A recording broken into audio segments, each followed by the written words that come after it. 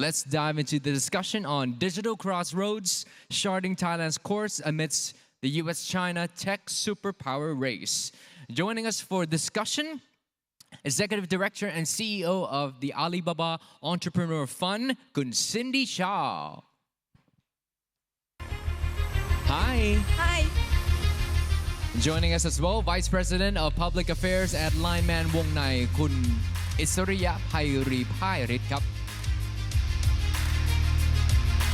Managing Director of Leonis Capital, Kun Jae Chao. Hi. And moderating this conversation will be Dr. That Pong Thawon Kamon, Managing Director of KBTG. Big round of applause.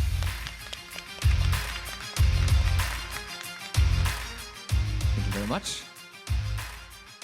Hello, good morning, everyone. So, as the MC has alluded to, right? So we are living in a world where everything is no longer in silo.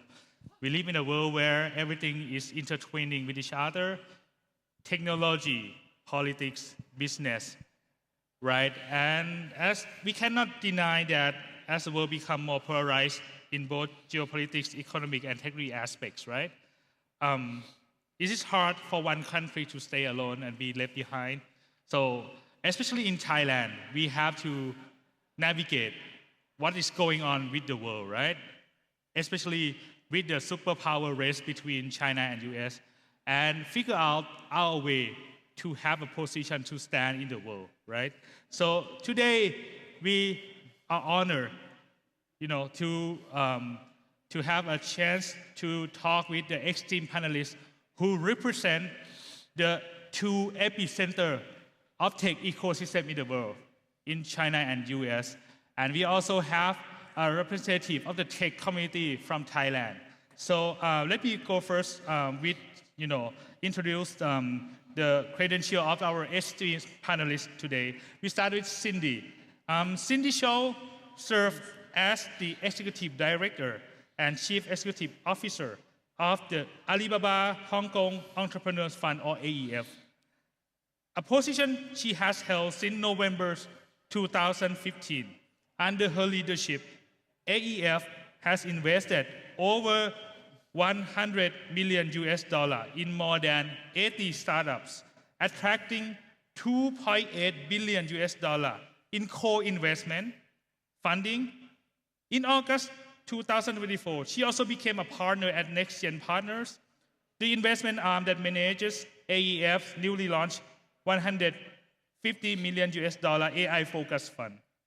Prior to her current role, Chow joined Alibaba Group in 2007 as Senior Director of International Finance, where she has worked extensively on the company's acquisitions. Before Alibaba, she gained experience at major accounting firms and Hong Kong-listed companies specializing in financing and management reporting. That we have Cindy. Okay. Second one, we have Jae Chao, the Managing Director of Leonis Capital. Jae Chao is the founder and managing partner of Leonis Capital, an early-stage venture fund specializing in AI, fintech, and enterprise SaaS that he founded in 2021. With over a decade of investment experience, he has backed more than 8 unicorns and contributed to more than 12 IPOs and acquisitions, including successful investments in companies like Makita, Anaplan, Airbnb, Highview, and Mixamo. Prior to founding Leonis Capital, Chow co-founded T-Fund, or formerly TCL Ventures, and held senior positions at Walden Venture Capital as Senior Director/Partner, and at Granite Ventures as Principal. An entrepreneur turned investor, he built and successfully exited his own company before transitioning into venture capital. He also served as a guest lecturer at Harvard Business School, Stanford GSB, and Tulane, and contributes to industry publications including the Wall Street Journal and CNBC. Thank you for being with us today, Jay. Thank you. Okay, and last but not least, representing the Thai tech community, we have Mark Isriya Pairit, the VP of Public Affairs at Lineman Wong Nai, a position that he has held since April 2022, overseeing government affairs, public policy, and public relations. Mark has also been a prominent figure in Thailand's tech and media landscape for over 2 decades. He co-founded the influential Thai tech news site called Blognan in 2004. And also, he also founded the business content site Brand Insight in 2016.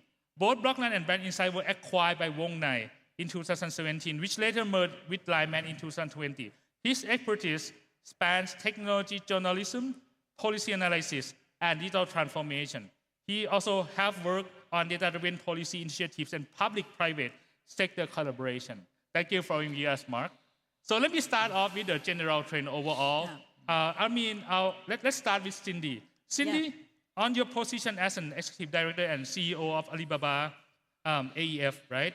Can you tell us more a little bit about AEF and also the overview of China and Hong Kong tech landscape at this moment, and probably also the effect of tech supremacy, race, and geopolitics on the ecosystem? Please. Right. Okay. Hi, everyone. Good morning. Thanks for having me here. Alibaba Entrepreneurs Fund was started in 2015. It is one part of the Alibaba Group. In short, the name AEF. It runs more like a foundation. So the group pledged $1 billion Hong Kong dollar to set it up, which is about 130 million US dollars. There is a mission behind what we are doing. The purpose is really to promote innovation and entrepreneurship in Hong Kong and in the Greater Bay Area, which is comprising of Hong Kong, Macau, and 9 cities in the vicinity. So we use the capital that is endowed to us to invest into startup through funds. So we are in the 3rd fund already. For the first 2 funds, as Ted just mentioned, we have invested over 100 million US dollars, attracting over 2 billion co-investment into more than 80 startups. We have 7 unicorns, and we have quite a number of exits, and we are trying to drive exits, especially for the Fund 1 investments. And the return of capital and also the profit from investment will be recycled back. And therefore, we are at the moment of raising a 3rd fund, which is also anchored by AEF. So this is what is a summary of what AEF is doing. And in terms of the investment or startup landscape, I think things are getting better. We have a very difficult period for the last few years, no matter it is in Hong Kong or in mainland China. In Hong Kong per se, I guess Hong Kong is a very small place, and for startups in Hong Kong, definitely they have to look for markets outside of Hong Kong. So previously, most of the companies will look for China, but everybody knows China's economy has been quite difficult for the last few years. So a lot of Hong Kong companies are looking into expanding into Southeast Asia to tap into the markets here. But Southeast Asia, we always say Southeast Asia, but it is actually a number of countries. So different countries have different policies and also culture. So it's not easy, equally not easy. And but luckily we have lots of government support in terms of capital, no matter it is from spin-off for universities or really early stage startups. There are a lot of government grants that entrepreneurs can tap into, which is a good thing. So that's Hong Kong. And then for China, I think things are getting better. We are seeing more, Chinese companies coming out, but the landscape has definitely changed from a decade ago when the economy is quite different from nowadays. But what we are seeing right now is the Chinese domestic market is getting very competitive. So startups, even at the very early stage, they would think about the international expansion strategy. Some of them would think about, going to Southeast Asia through Hong Kong, and some maybe through Singapore. But definitely, they will not only focus on domestic market, but the international market on their business expansion. And in terms of the VC landscape, I guess over the last few years, a lot of big US dollar VC firms have retreated out from China. So if any VC, US dollar VC firm that is available for Chinese startups, they will be very popular. So maybe I'll pause here and let the other speakers I see. Yeah. Actually, I would like to maybe probe a little bit on in terms of your portfolio distribution a little bit. Maybe would like to maybe ask your opinion on what's hot right now in terms of the domain or something on the portfolio of the company that you are investing in right now. Do you see any emerging trend in the past few years? Yeah. Well, because as I mentioned, AEF has a mission behind. So for the three funds, there are different themes. For the first one, it is focused on Hong Kong Nexus startups. So we are basically sector agnostic, but focus very much on Hong Kong startups. And then the second fund is GBA, which is including startups in the vicinity in mainland China.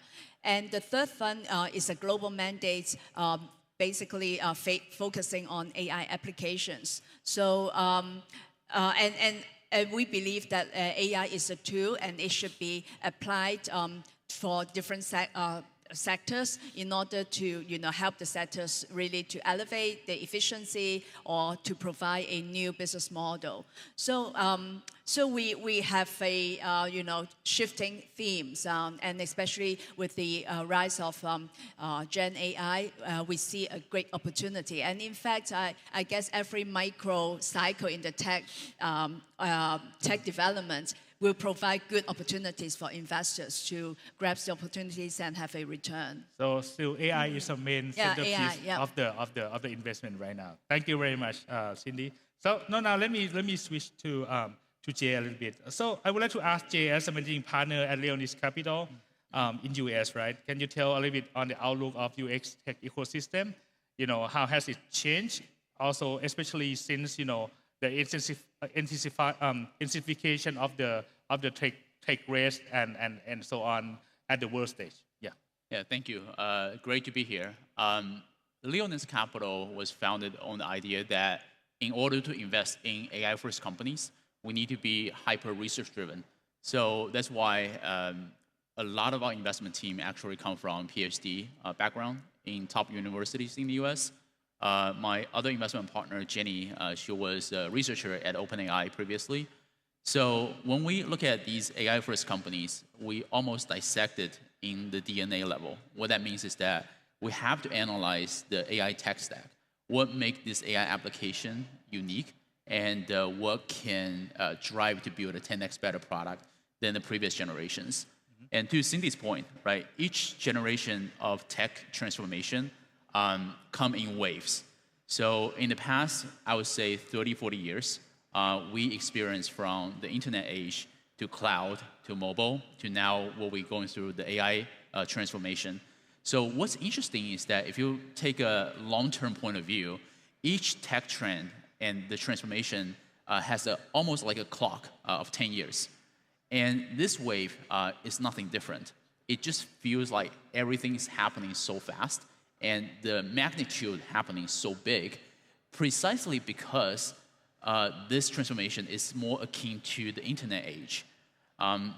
The other thing I would like to say, maybe kind of everybody think about the hype of AI and whatnot, but what we're thinking about is that if you think about internet, it's actually unlocking a lot of human productivity by connecting the structured data online. Now, what AI is going to unfold and help unlock is actually constructing and connecting those unstructured data and bring that online. And that's quite meaningful because the world, 70% of the data that we have is unstructured data. So for the first time in our human history, that we can bring those compounding effects from the internet age, the cloud age, the mobile age, to where we are right now.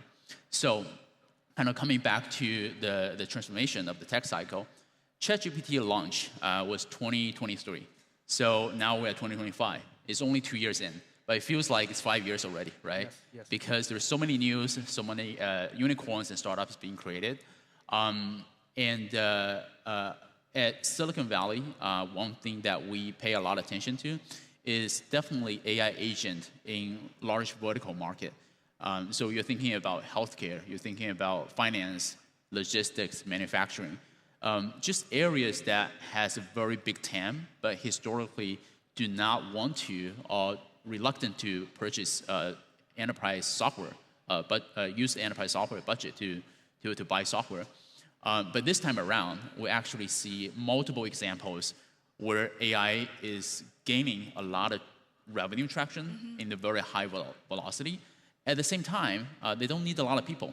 A lot of portfolio company, they only have 10 people, but at the same time, they're driving 10 million ARR. And this is something that's quite interesting. I, as an investor, I have never seen before over the past 10 years. But all that to say, we're still at the beginning. So, it's a lot of exciting things that's unfolding. So basically, AI agent to transform the big domain business. And the Yep. AI, the venture is also AI first, Yep. very lean, Yep. very efficient, right? Yep. I want to touch a bit on the ongoing also political climate. Do you see that affecting any of your portfolio or their strategies? Yeah, I think we were talking a little bit earlier before the panel. I think for a lot of U.S. companies, they're thinking about addressing U.S. market first. And a lot of the geopolitics conversation happening at the infrastructure level, and that is the GPU side, the chip side. And if you are an application builder, either you are in the US or in Europe or in Southeast Asia, frankly, it almost worked to the builder's advantage in some ways. Because when you have a competition, in this case, like US and China, competing for attention and its position in the AI dominance, for application builders, you can actually choose which one that works for you the best.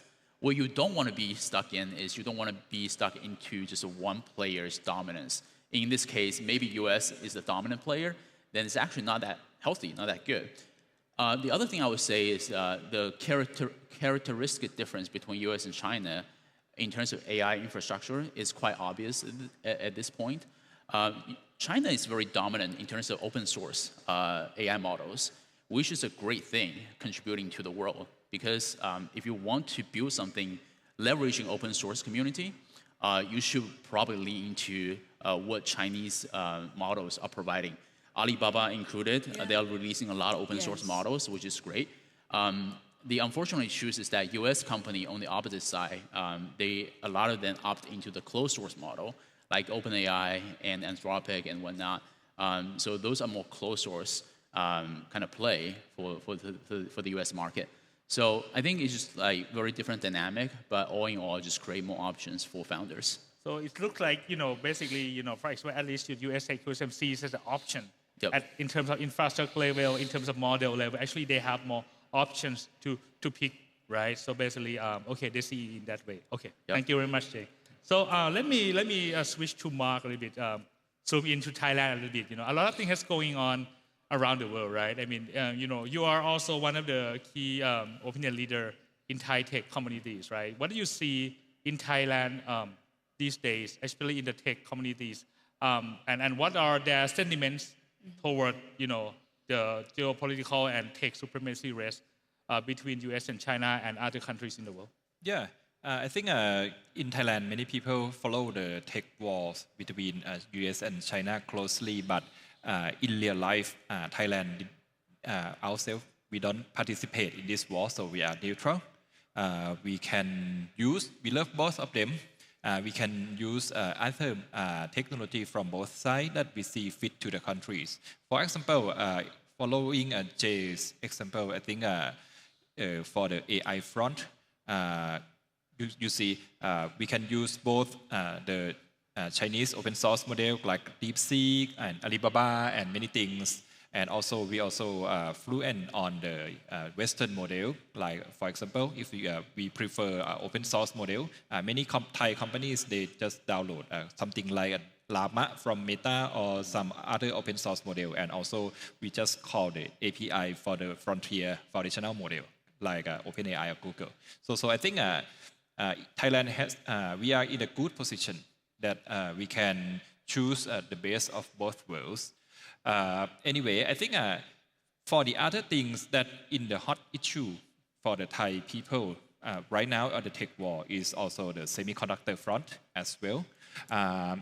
Definitely, the semiconductor is very high investment industry. So definitely, we don't get any the like of TSMC fabs like here in Thailand right now. But I think it's the same thing. We can utilize this opportunity as the best investment opportunity to put down the Thai tech capacity. For example, many foreign electric factories, they just move from China because they're afraid of the tech wars. And where did these people go? So it's come right here in the Southeast Asia, and Thailand has a good infrastructure, a good electricity, transportation, and many things. So many factories move to Thailand. So I think right now we have the line of Delta Electrics, which is a Taiwanese company. They have large factories here near Bangkok, and they did everything except the high-level CPU or GPU.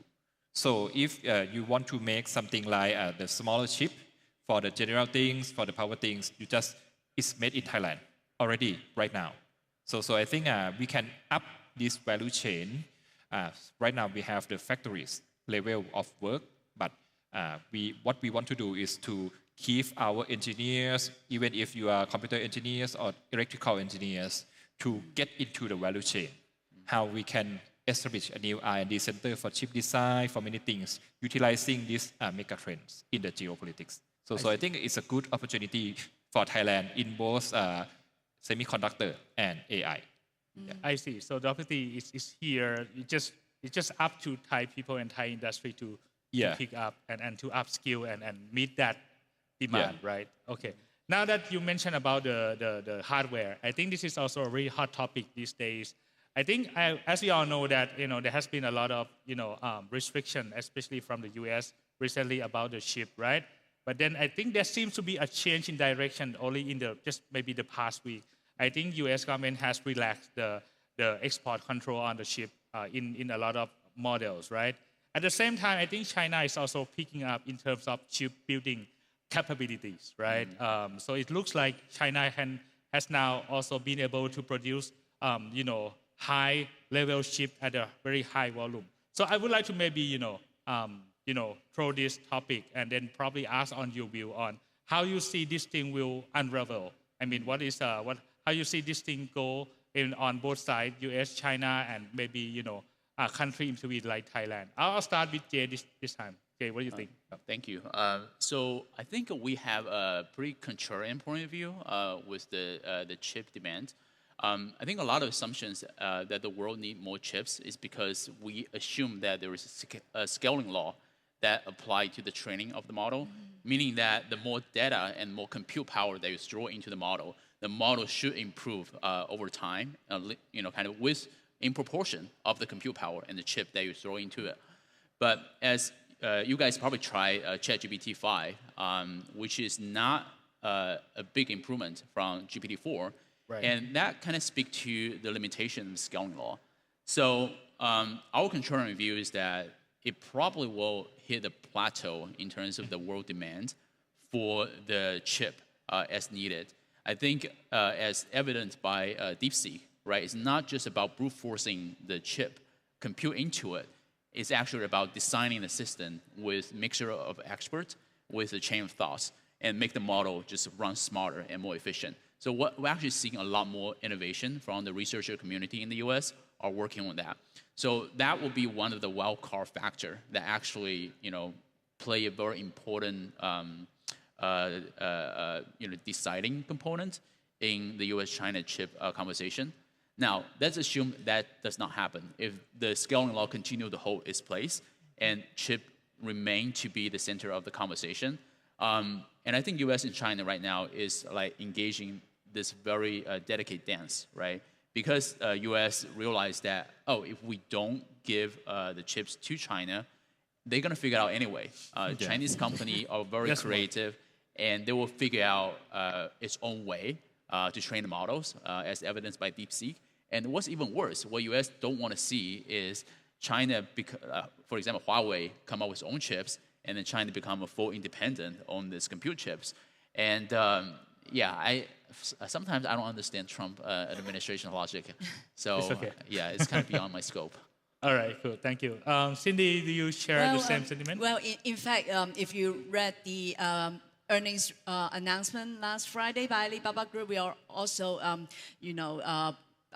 tell the public that we have a new version of a chip, which it is actually as efficient as a lot of Western chip, and it is fabricated also in China as well. So I guess the chip race is is actually helping some of the developments locally, domestically in China markets.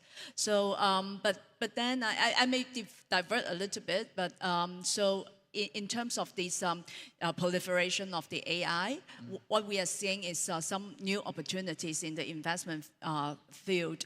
For example, we are seeing companies coming up in China that actually try to build a layer of software to help to match the demand and supply, the excess supply of the AIDC versus the demand when there is more and more demand in training models, autonomous driving, and also in the industry. So I guess there are a lot of challenges in this geopolitical situation, but at the same time, it creates really opportunities for investors and also for new business ideas.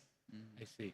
Okay. So basically, the conclusion is that yes, definitely, chips are not everything, but in the case that chips are everything, I think it's a good opportunity for all of us to have more options, from the eastern and western side that we can play with. I see. Since we already talked with the hardware, definitely, the hardware, is one part of the equation. That we have the software, the model itself, and I would like to touch on the model development a little bit. Since the moment of DeepSeek, I think DeepSeek has proven that you don't need a faster chip or bigger data or more money to create a high quality, high capability model anymore, right? How is that moment going on right now? Is it still that belief that DeepSeek is a kind of example that inspired the next generation of model? Or is it getting back to the old belief that bigger is always better? And how does that create the implication on your portfolio and your venture in terms of model building? And also, how has model building paradigm changed since DeepSeek as well? I'll start with probably maybe Cindy first. Talk a bit about the way the model has been building is building these days. Yeah. I mean, when we are doing the new fund, the AEF Next Gen Fund, we started off from last year when we market this fund. We already tell our prospective LPs that we are looking at the application level, not really the LLMs, because what we believe that for LLMs or investor for LLMs should be big tech companies just like Alibaba, Tencent, Huawei, where they have not only the computing power, but they have also the data and also the money, right, to access the chips. So all along, we have been looking at the application because through applications, we believe companies are more likely to build a meaningful business model where it can have a sustainable business going forward. And so this is our investment theme. And I think in terms of the sectors, of course, this is can be applied to different sectors, and we have a few sectors that we are focusing on. And so to answer your questions, LLM may not be our key theme for the investment stage, but we do believe that it is on the application level. And what our belief is actually echoed by a lot of people once DeepSeek came up, including Andrew Ng and also Sam Altman, who said that LLM is become commoditized, so it is good for people who use of the LLMs to make the applications and develop new innovations on top of the LLM models. Thank you. So that's a pretty clear on the more options are better, right? Maybe I'll switch to Jay a little bit on how you think the model development paradigm has been shifting, and what are you looking at the trend of the model development at this time. Yeah, I love this topic because everybody wants to know about the model layer and OpenAI and Anthropic and Mistral and whatnot. And I think if you guys are interested, you should go to our website. We have published a 44-page of company profile on OpenAI because we think it's very important to understand the hyperscalers, why they build certain model, and how does that relate to the 500 billion valuation that they're asking, right? So the thing that I would say, the reason I keen to make a comparison to the internet age is because all these model players, they are commoditized, but they are providing almost like a running water for reasoning, if you will. So we're only 2 years into this AI transformation. Now imagine 5 years later, what the world is gonna look like. So what the world will look like is that every day when we go about of our lives, different tasks and different jobs will run through different APIs provided by the model layer providers. Now, OpenAI is really good at everyday consumption. So if you ask, just everyday questions or entertainment purpose, or you just want to have a chat, emotional support, OpenAI's API is really good at that, and that's what they want to be. Our tagline for OpenAI is that they are building the everything platform, kind of like Amazon, building the everything store. So at one point, actually, right now, if you use OpenAI and you turn on the personalization and memory feature, you actually don't want to switch to other model players because the model already know you and you feel the ease of sticking with one model. So you're starting to see, even though they're commoditized, but they have their own way to lock you in by creating that network effect, data network effect. That's number one. And number two, if you code, do vibe coding, chances are either use Cursor or other tools that are powered by Claude, Anthropic's API. And you start to see these LLMs, they have different strengths and weaknesses, just like a person. So now coming back to what Cindy was alluding to, the application side. So one thing that we agree is the next frontier for builders, for startups, is actually in the agentic software. So one of the common questions that we got asked is that, if foundation layer model is getting so smart and so great, are there any chances for builders and startup founders or even just like incubation ideas? The answer is yes. Because what the foundation layer model that they're not good at is they're not good at understanding the deep verticalized workflow. So think about healthcare, think about finance, the high-stakes situation where you cannot have the model hallucinate and create errors.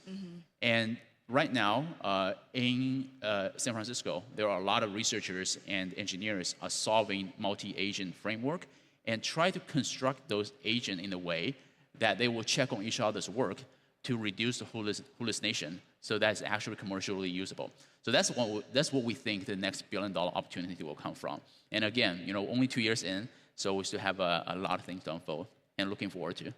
I see. So basically, you see this more like, you still see the model evolving to the special purpose model and small models that can be beneficial to each of the industries. Okay. Yep.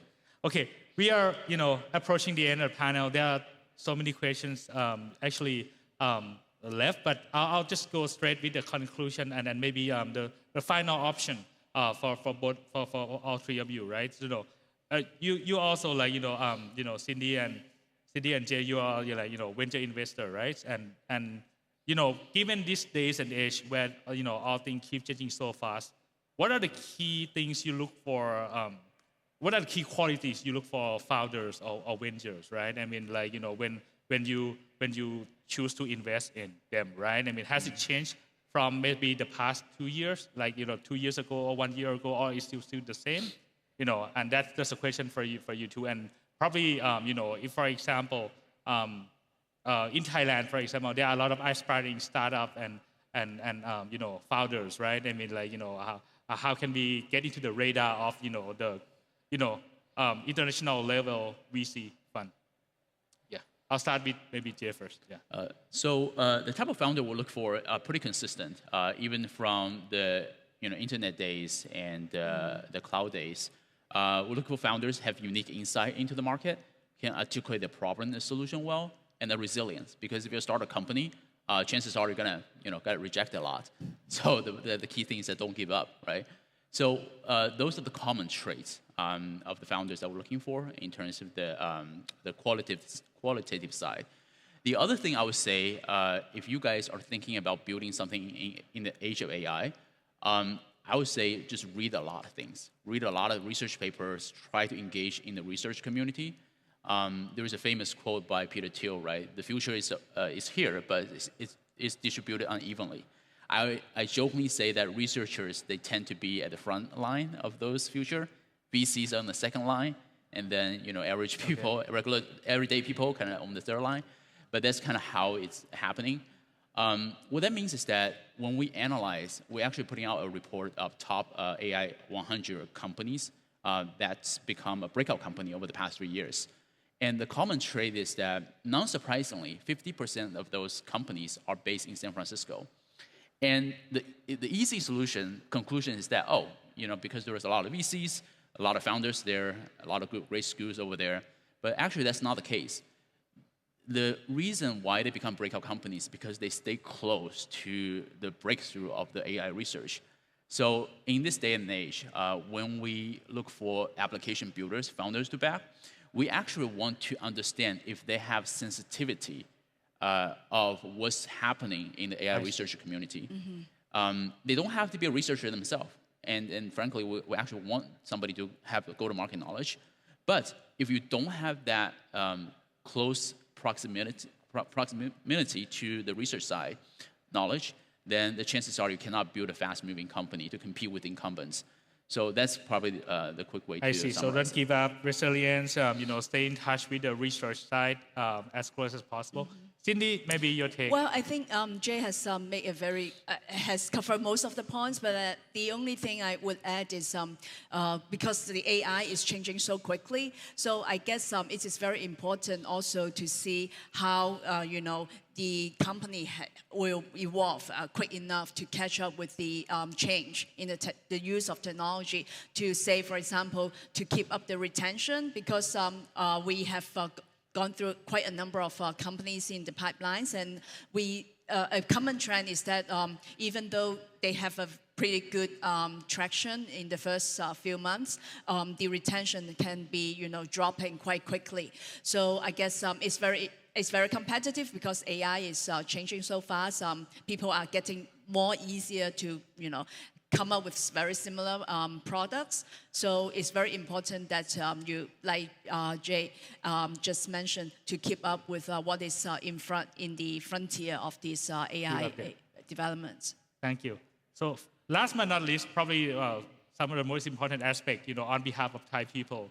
Mark, so how do we, we get feedback from, two global VC funds, looking from the lens of Thai startup founders, Thai technologies, what do we have to do to improve ourselves in terms of skill or policy to stay relevant amidst all these ongoing trend of things that keep changing? Yeah, I think as Jay and Cindy said before, it is a new wave of Thai startups. I mean that for the company like Lyman Wongnai or KBTG or the Thai conglomerate, we are already quite large. So we are enterprise company like now, and what we need to do is adoption. We have the engineer prowess to utilize the AI and do research thing. But I think it is a very good opportunity for the next generation of startup founders. I think the AI is the enable tools to let you create a more valuation companies than the last generation of startups. Lyman Wongnai might be the previous generation of startup. We already survive and grow and many things, but I think the next generation will be a lot faster. So you can see Cursor is a good example that they have only few employees and they can reach the unicorn scale so fast because you see AI may be 10 or 100x enablement compared to the mobile, to the cloud, to many things in previous generation before. So I think for the next generation of Thai startup, I think some of you is already sitting here. I don't know. I think you need to get your product right. Get the product. Yeah, and try very hard, and then maybe go to the global scale at the day one, and then to meet with the people like you both. reach out. And maybe you can came up after this session or something like that. And I think it's a good opportunity. The playing field is already leveraged. So if you only use skill and if you create the good product at the right time, I think you can be the winner. Thank you very much. So I have the kind of 3 take-home points to sum up all the discussion. Right? The first one, from the venture point of view, AI is still the opportunity and also a new paradigm for you to create a lean startup. Number 2, restriction create competitions and options. So overall, it's a good thing. Number 3, if you are a startup founder, if you're a technologist, don't give up, think global, and read a lot. Thank you very much, everyone. Thank you very much. Give you a hand of applause to all the panelists. Thank you all. Thank you. ขอบคุณครับ ขอบคุณเป็นอย่างสูงเลยครับ Thank you so very much once again. Thank you.